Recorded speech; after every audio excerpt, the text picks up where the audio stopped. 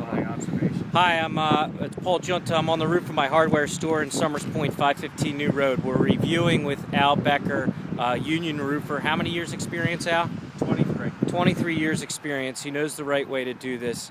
Al, if you want to show what Owner of DNA Home Improvement Roofing Company. what Mercury Solar has done wrong with the installation of these pitch pockets and anchor points. Okay, first, what they did, they put the pitch pocket down. They never set it in a bed of sealant. They used caulking, which had no value to the roof at all. What should have been done, a primer for this roof should have been installed. It should have been set in muck. The plate for the pitch pocket should have went over it in the sealant. Then it should have been mucked in again with a roofing material of this type over top, and then stripped in with muck and fabric around. They did none of that. They set this in sealant underneath, and as you can see, the water is creeping right under. Now the problem with it is, in the low areas where the water is ponding,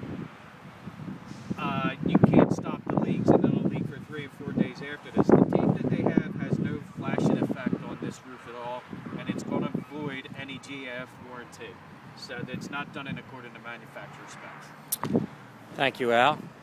I'm going to go over here so I can show you where the water does pond, and on any flat roof you will have ponding. Well, look here, Paul. You can see where the water's under here and the water's coming That's out. right. If you see the bubbles, See the bubbles the there? water coming out of this issue. And that is right at a solar pitch pocket.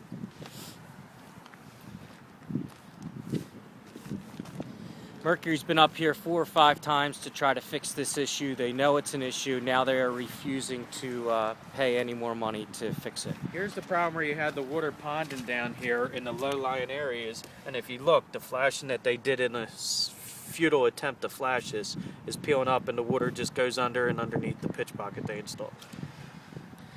All right, thank you, Al.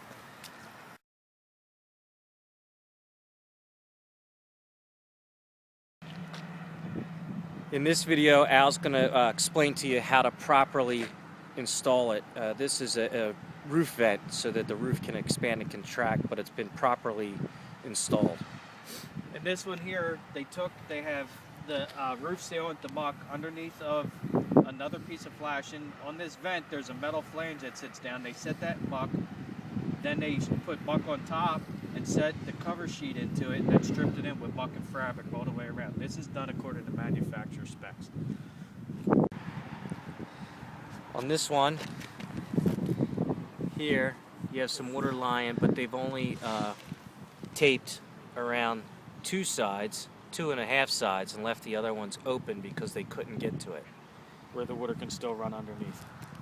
So, in Al's expert opinion, every one of these anchor points has been installed improperly. And against GAF manufacturer suggestions.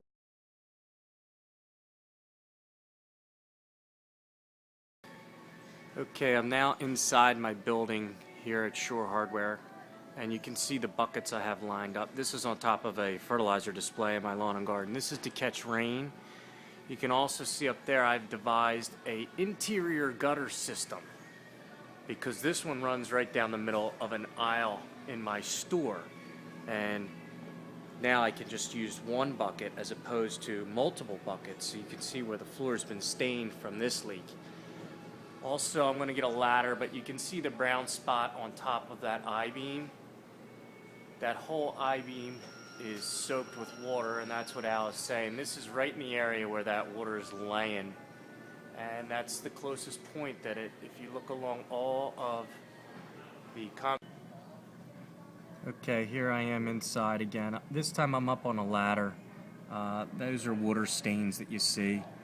This I-beam was recently installed last winter. It was painted at the same time. That's from continual dripping. And you can also see down there a lot of water resting up on the I-beam that was installed. The water's running through these